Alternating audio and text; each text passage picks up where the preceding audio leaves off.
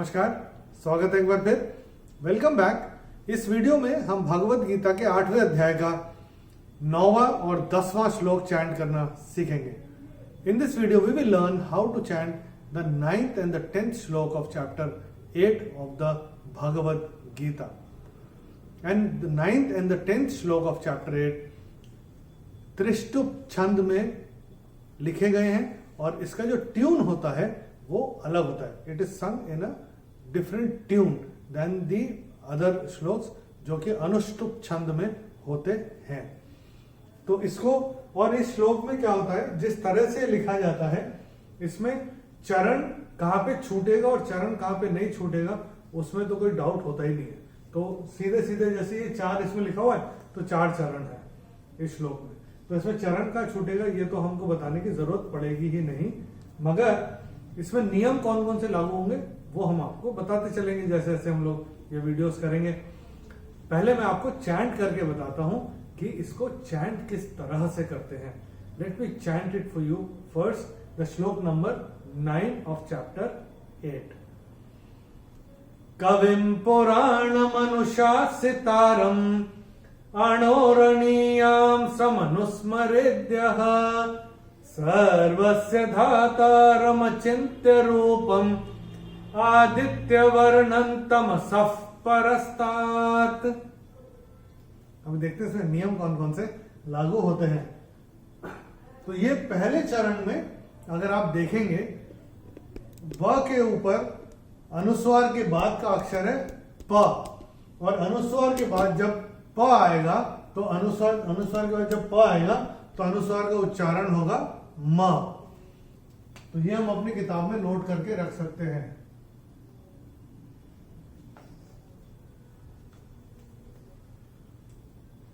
और मैंने चैंट कैसे किया था, ये वाला चरण कविम पुराणम अनुशासितारम। अब मैंने यहां पे चैंट ऐसे किया था शासितारम।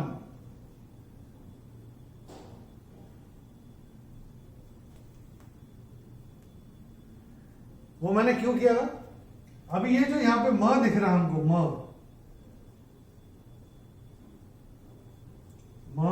प्लस ऐसे होता है। अब ये म में से हलंत वाला म तो ऊपर चला गया और ये जो दूसरा चरण आरंभ होगा वो आरंभ होगा अ से। तो ये कैसे होगा, अणोरणीयां समनुस्मरेद्यः अणोरणीयां समनुस्मरेद्यः। ये ऐसे करके चैंट होगा दूसरा चरण। और दूसरे चरण में या के ऊपर अनुस्वार के बाद का अक्षर है स और अनुस्वार के बाद जब स आएगा तो अनुस्वार का उच्चारण होगा म। तो ये हम अपनी किताब में नोट करके रख सकते हैं।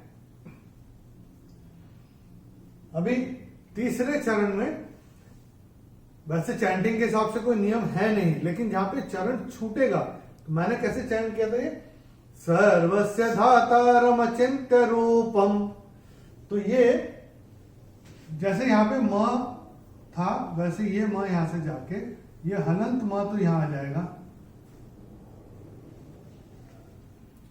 और ये मा था तो ये हो जाएगा आ। तो ये कैसे होगा, आदित्य वर्णन तमसः परस्तात्।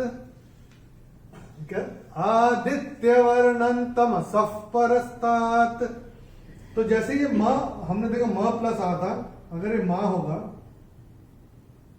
तो ये म प्लस आ हो जाएगा। तो क्या, ये म यहां चला गया और ये आ यहां पे आ गया। तो ये कैसे करेंगे हम, तीसरा और चौथा चरण, सर्वस्य धातारम चिन्त्य रूपम आदित्य वर्णन तमसः परस्तात्।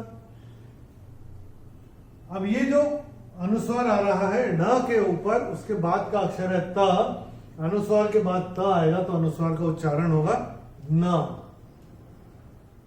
तो ये न हम यहाँ पे अपनी किताबों में लिख के रख सकते हैं। और इस स के बाद जो विसर्ग आ रहा है, विसर्ग के बाद का अक्षर है प, और विसर्ग के बाद अगर प या फ आता है तो विसर्ग का उच्चारण होगा फ। फ जैसे हम फूंक मारते हैं ना, वैसे फ होगा। तो इसको हम लोग स्ट्राइक ऑफ करके अपनी किताब में फ लिख के रख सकते हैं। तमसफ परस्तात, ये ऐसे करके आएगा। चले एक बार मिलके चैंट करते हैं, मैं करूंगा मेरे पश्चात आप चैंट करिएगा। कविम पुराण मनुषासितारम, कविं पुराणमनुशासितारम् अणोरणीयां समनुस्मरेद्यः, अणोरणीयां समनुस्मरेद्यः सर्वस्य धातारमचिन्त्य रूपम्, सर्वस्य धातारमचिन्त्य रूपम् आदित्यवर्णं तमसः परस्तात्, आदित्यवर्णं तमसः परस्तात्। चलिए अभी 10वां श्लोक देखते हैं भगवत गीता के 8वें चैप्टर का। पहले मैं बताता हूं इसको चैंट कैसे करते हैं। Let me chant it for you first.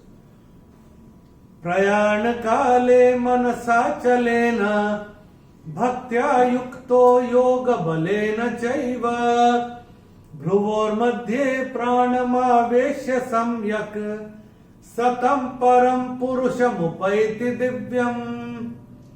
इसमें भी जैसे ये भी त्रिष्टुप छंद है, तो इसमें कहां पे चरण छूट रहा है वो तो बताने की जरूरत ही नहीं, जिस हिसाब से लिखा हुआ है हमको पता ही है। पहला चरण, दूसरा चरण, तीसरा चरण और चौथा चरण।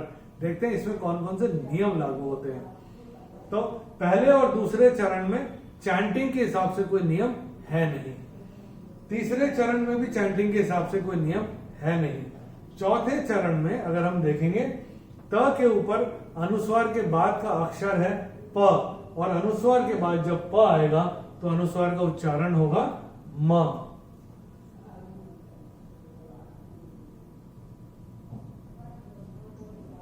और ये जो अनुस्वार है र के ऊपर, उसके बाद का अक्षर भी प है, तो इसका उच्चारण भी म ही होगा। और ये हम अपनी किताब में नोट करके रख सकते हैं।